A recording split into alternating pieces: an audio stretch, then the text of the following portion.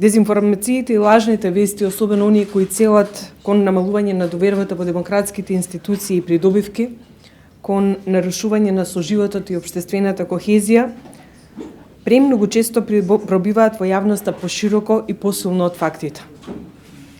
Елементот на скандал и кликбейт наслови е поатрактивен за публиката и нанесената штета не се отстранува со демант или со предучување на фактите. Особено ако лажната вест зајакнува некоја постоечка предрасуда или пристрасност кај личноста. Говорот на образа е еднакво голем проблем. Сите овде верувам дека сте свесни за хибридните закани, под чиј удар се и далеку поразвиените демократии. Во нашиот контекст, посебно со влијанието од овој тип кои се засилија во време на пандемијата, а потоа и со војната во Украина, овој проблем стана поевидентен, но и поразорен. Кога на објективните проблеми, кризи и турбуленции во земјата, во регионот, во светот, ќе ги додадете и свесно ширените негативни и поларизирачки наративи, останува малку простор за воспримање на информации кои не се со таков набој. А темите за кои зборуваме денеска, темите кои во голем дел се однесуваат на политиките и активностите кои ги спроведувам со мојот кабинет, целат токму кон зголемување на довербата во институциите, преку нивно зајакнување врз принципите на добро владење и владење на правото, преку јакнење на интерсекторскиот пристап во реформите и преку вклучување на сите релевантни страни во конципирањето на дигиталната трансформација на општеството. Имајќи го предвид политичкиот и медиумскиот пейзаж во земјава, во јавноста тешко пробиваат теми поврзани со демократските вредности и со потребата од јакнење на така наречените меки вештини, а кои се клучни за да се подобрат човечките капацитети во институциите.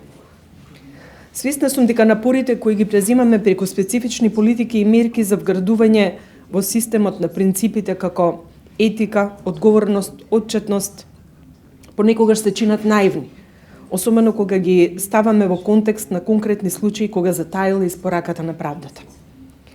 Но токму отсуството на свест за штетноста на неодговорното, непрофесионалното и незаконско однесување е една од причините за високата толеранција кон корупцијата во општеството. Затоа сум уверена дека паралелно со реформите на полето на владење на правото, мора континуирано да се работи на менување на светогледот, на менталниот склоп, кој е најголемиот и најтешкиот предизвик и предуслов за промени. И сигурна сум дека за тоа ќе се согласиме сите. Затоа, покрај образованието и потребата од вградување на медиумска писменост и граѓанска наобразба и кај младите, и кај повозрасните, важен е и личниот пример на политичарите и другите јавни личности. Тие со своето влијание и присутност во јавниот живот треба да предничат со повисоки стандарди за однесување и постапување.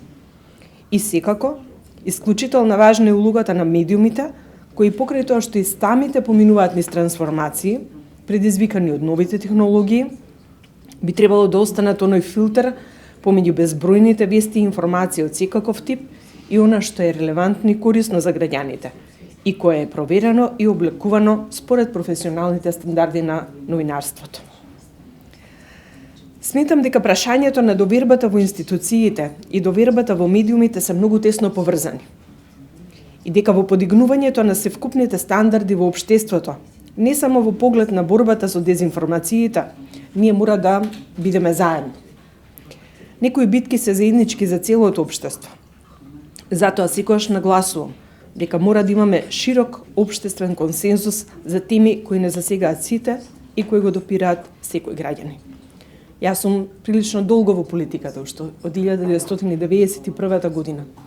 И прилично долго заговарам дека нашите председатели на политички партии наставно мора да, веќе после 30 години независност, мора да имаат политичка зрелост и да седнат и да се договорат за политика за кои што не смееме да имаме разлика, кои што ќе се практицираат и ќе се имплементираат, без разлика на тоа која партија е на власт. Затоа што сум убедена дека има доволно области и прашања за кои што може да имаме разлика заради нашите политички идеологии.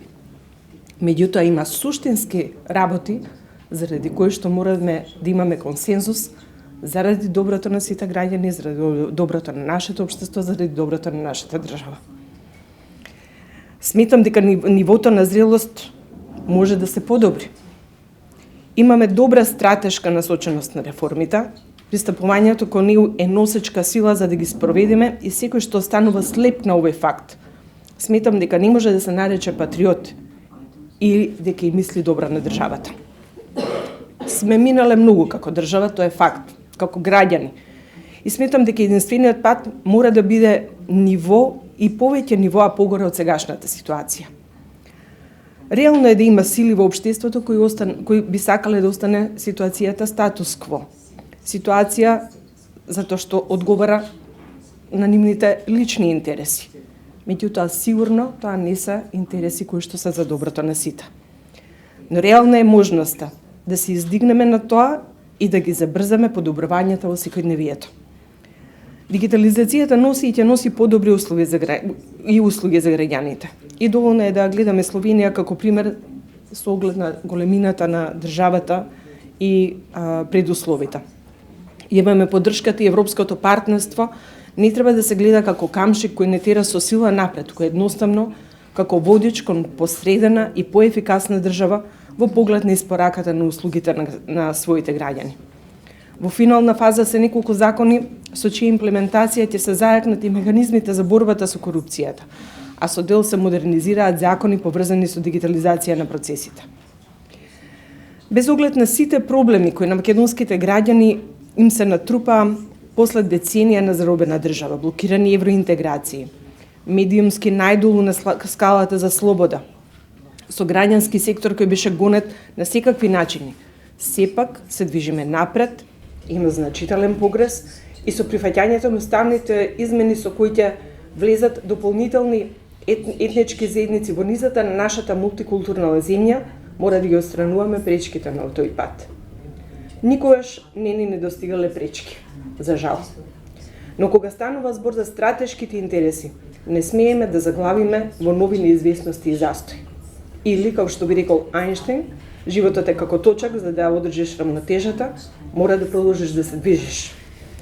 Ви благодарам и се надевам дека ќе имаме плодна дискусија на која што дополнително ќе можам да се надоврзам за активностите кои што конкретно ги правиме со кабинетот, на кој што во најголем дел секогаш граѓанскиот сектор е партнер, само и без разлика што се непопуларни, прилично тешки, представуваат голем предизвик затоа што сум убедена дека тоа е единствениот начин за да обезбедиме подобро утре. Благодарам.